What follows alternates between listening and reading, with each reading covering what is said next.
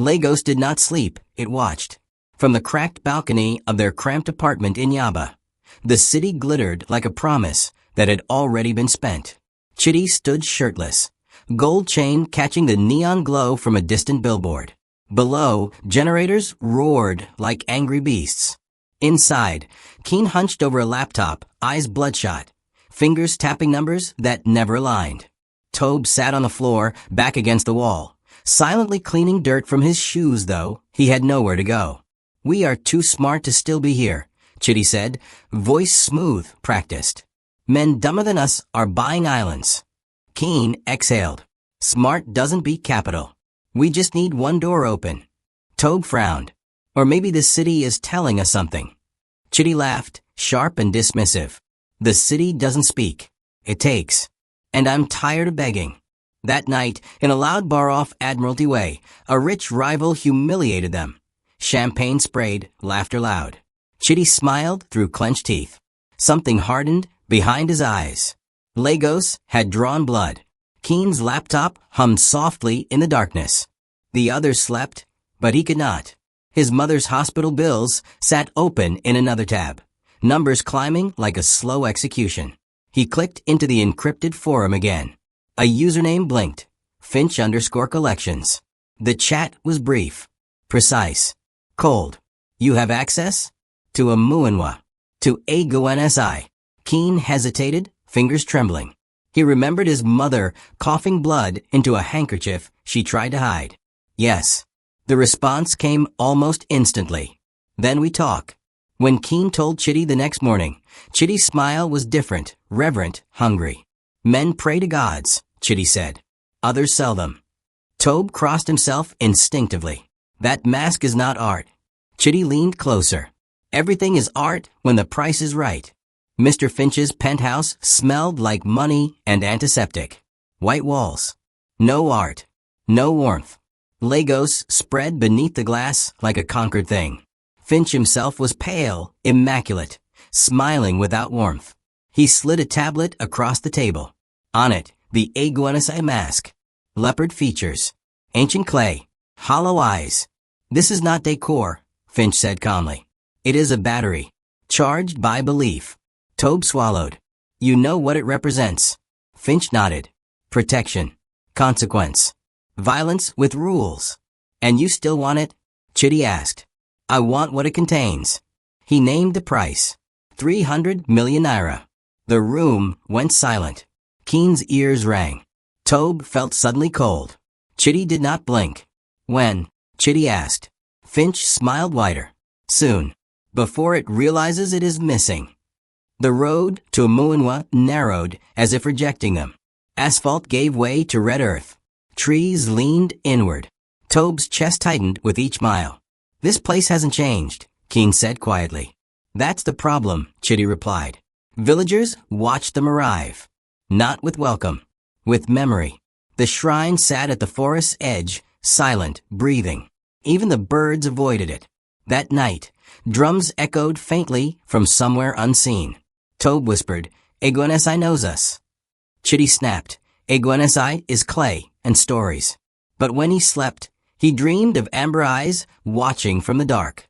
Namdi lived like a man already buried. His house smelled of old paper and bitterness. When Chitty spoke of the mask, Namdi laughed, a dry, broken sound. "You think the village forgot me?" he said. "They spat me out." Keen laid the money offer on the table. Namdi stared at it for a long time. "I know paths the forest has forgotten," he said finally. "But the last gate is not mine." "Who?" Chitty asked.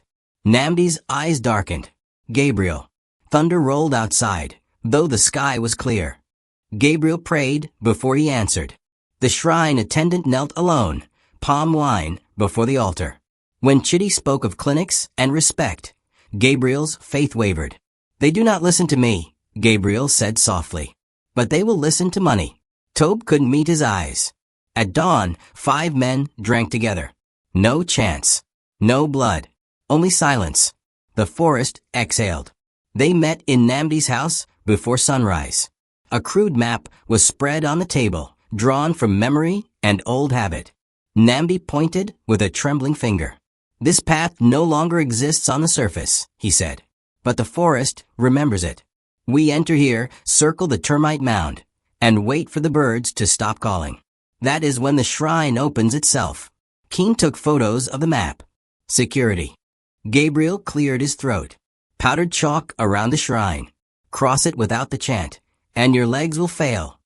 Chitty leaned back. So we chant. Gabriel hesitated. You chant wrong, and the forest will answer. Tobe stood silently, arms crossed. His jaw was tight.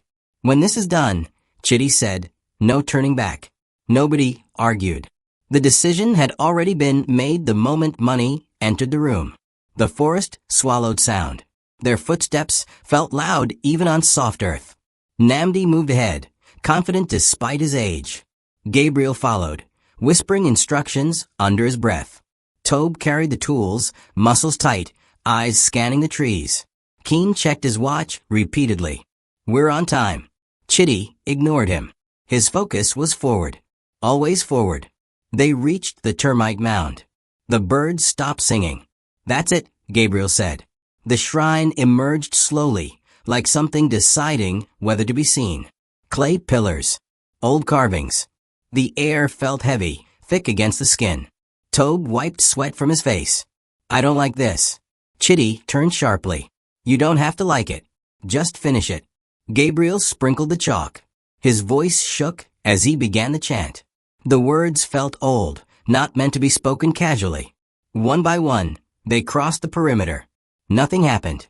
Inside, the mask rested on a carved stand. It was smaller than expected. Heavier. Tobe reached out instinctively and touched it. He gasped. It's cold. Wrap it, Chitty snapped. Keen sealed it in layered cloth and foam. As the mask disappeared, the forest reacted. Wind surged. Branches cracked. Somewhere, something growled. Not an animal sound. Gabriel whispered, we have to leave now. They ran. Behind them, the shrine stood empty. Mr. Finch did not celebrate. He examined the mask under white light, gloved hands precise. Sensors scanned it. A sealed glass case hissed as inert gas filled it. Remarkable, Finch said calmly. You have done very well. The money transferred instantly. Chitty felt lightheaded as the alert sounded on his phone. Tobe stared at the case. Shouldn't it react? Finch looked at him. Belief gives power. Distance removes it. Chitty smiled. Then we're safe. Finch did not answer. The first week felt unreal. Chitty bought cars he had only seen online. Guards. A mansion with gates taller than the houses in Amunwa. People called him Sir without knowing his name. This is how power sounds, he told Keen, raising a glass. Keen focused on his mother. Private doctors. New machines. Clean rooms. He slept beside her hospital bed, telling himself this was worth it. Tobe moved into a luxury apartment, but barely unpacked. Every night, he dreamed of amber eyes in darkness. Nambi built a large house near his old town. Empty rooms. Echoes. Gabriel hid his share under his bed. The theft was discovered at dawn. Women cried openly. Men argued. The chief priest stood before the empty shrine, face unreadable. Agu-NSI has been insulted, he said. It will walk. No names were spoken, but everyone knew. Palm wine was poured. A curse was spoken, not shouted, but steady and deliberate. Far away, in Lagos, Chitty woke with chest pain. Tobe heard scratching inside his walls that night. When he opened them, nothing was there. Keen's mother's heart monitor spiked, then stabilized. Doctors blamed power fluctuation. Gabriel flinched at every loud sound. Chitty ignored the discomfort. He threw a party. Music drowned everything. But somewhere, something had begun counting. Tobe woke to the sound again. Scratching. Not loud. Careful. Like something testing the walls. He lay still, counting breaths, telling himself it was rats. This was Lagos. Rats existed. Then, the scratching stopped. His phone buzzed. A missed call from Chitty. 3 hours earlier. Tobe sat up. His chest felt tight. He walked through the apartment, switching on lights. Nothing moved. No signs of intrusion. Still, the silence felt staged. He checked the balcony. The city glowed below, indifferent. When he returned to the bedroom, the scratching resumed, this time from the ceiling. Tobe whispered, "Please." The sound paused, as if listening. Gabriel had not slept since the shrine was found empty. Every prayer felt unanswered. Every sound made him flinch. He removed the money from under his bed and wrapped it carefully. "This is not mine," he told himself. At dawn, he began the journey back to Oumuamua. The road felt longer than before. People stared at him as if they knew. Along the way, he encountered a roadside funeral ceremony. Drums, singing, men firing old muskets into the air. Gabriel hesitated. He considered walking around. A voice in his head whispered, "Finish what you started." He stepped closer. The musket was old. Everyone knew that. It had misfired before. The man holding it laughed and raised it again. Gabriel took one more step. The gun exploded sideways. The iron shell struck Gabriel in the chest. He fell without a sound. The money spilled across the red earth. For a moment, everything froze. Then screaming.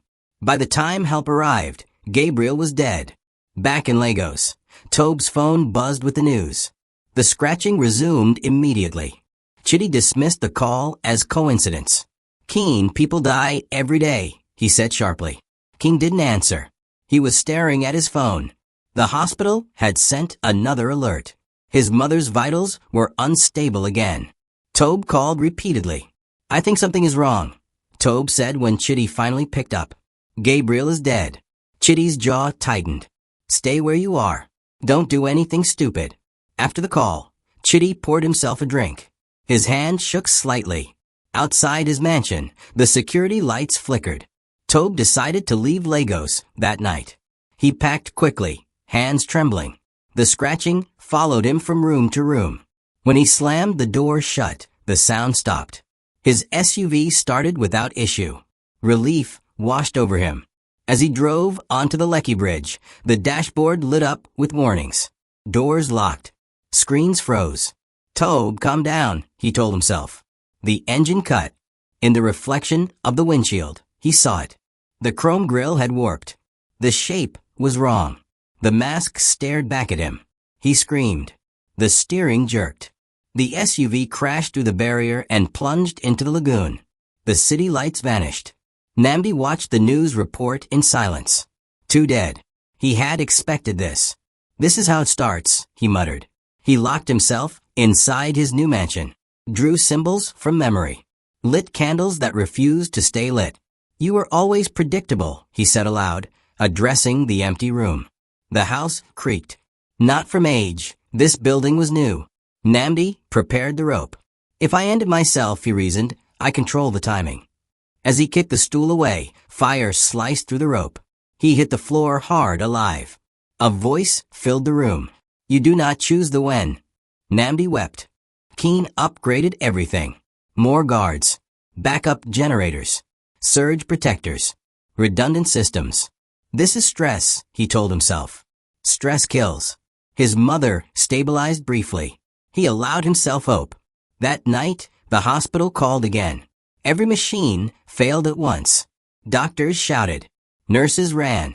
Keen stood frozen as alarms died into silence.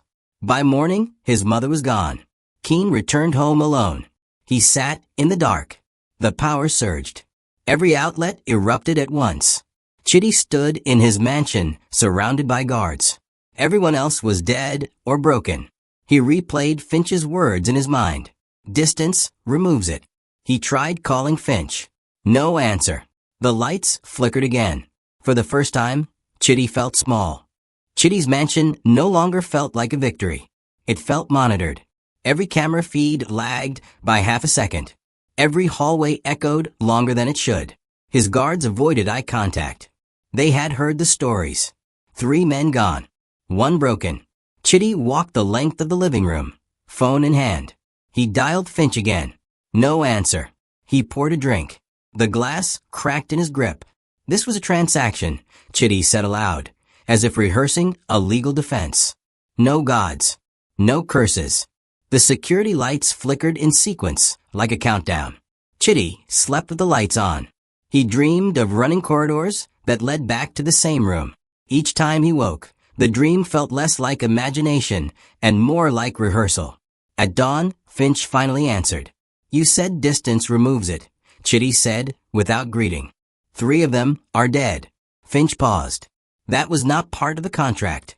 "You knew," Chitty snapped. "You knew this thing wasn't just art." "I knew it was powerful," Finch replied calmly. "Power always has a radius. You were closer than I am." "So help me," Chitty demanded. Finch's voice hardened. "There is nothing to help. Ownership has passed. Consequence has not." The line went dead. Chitty stared at the phone. His reflection in the black screen looked older, smaller. Outside, thunder rolled. There were no clouds. Chitty packed quickly. Cash. Keys. A gun he had never fired. "If it started there," he muttered, "it ends there." The guards protested. "You don't go back," one said. "That place is." "Quiet," Chitty snapped. "I built this life. I will not be chased out of it." As he drove out of Lagos, traffic thinned unnaturally. The radio cycled through stations without sound. Every road sign pointing east seemed clearer than the last. Hours later, fatigue set in. That was when the headlights failed. The road curved sharply near the forest boundary. Chitty overcorrected. The car slammed into a tree. Airbags exploded. Pain bloomed across his ribs.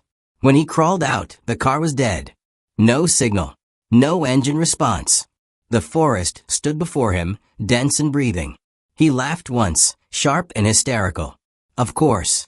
Behind him, something snapped a branch. Chitty grabbed the gun and ran. Chitty did not know how long he ran. Time folded in on itself. Every path bent back inward. The forest guided him without touching him. Eyes flashed between trees. Not attacking. Directing. "Face me," Chitty shouted. A low growl answered, not from one direction, but everywhere. He stumbled into the clearing. The shrine. Empty altar. Moonlight. Silence. Chitty collapsed to his knees. "I'll return it," he gasped. "I'll fix this." The forest responded by going still. The ground shifted. A shape formed from shadow, leaves, and clay. Amber eyes burned steadily. The leopard spirit stood before him, solid, real, unavoidable. Chitty's breath failed. "This was never personal," he whispered. The spirit did not move closer. It did not need to. Chitty's heart raced beyond control. His chest tightened. His vision narrowed. He fell backward, gasping, eyes locked on the thing he had denied. As his heart gave out, AGU-NSI turned away. Judgment did not require spectacle. Dawn came slowly. In Amuanwa, the chief priest returned to the shrine. He felt it immediately. The pressure was gone. The forest breathed normally again. He poured palm wine on the earth. Far away, across an ocean, the mask sat silent in its glass case. The roar echoed once from the forest. Not anger, warning. The village listened. Morning came to Amuanwa without announcement. No thunder. No omen. Just light. The chief priest stood alone at the shrine, listening. For the first time since the theft, the forest sounded ordinary. Birds returned. Insects resumed their rhythm. The weight that had pressed on the village like a held breath was gone. He knelt and touched the earth. "It is finished," he said quietly.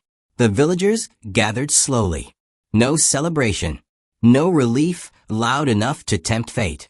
They had lost men, peace, and certainty. The shrine remained empty, and yet the balance felt restored. Justice, they understood now, was not about possession. It was about correction. Namdi did not die. That became his punishment. He sat in his vast, unfinished mansion, unable to leave. Every time he approached the door, his legs weakened. Food spoiled in his hands. Sleep abandoned him.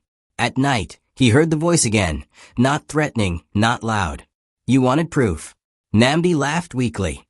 "I was right." The voice did not respond.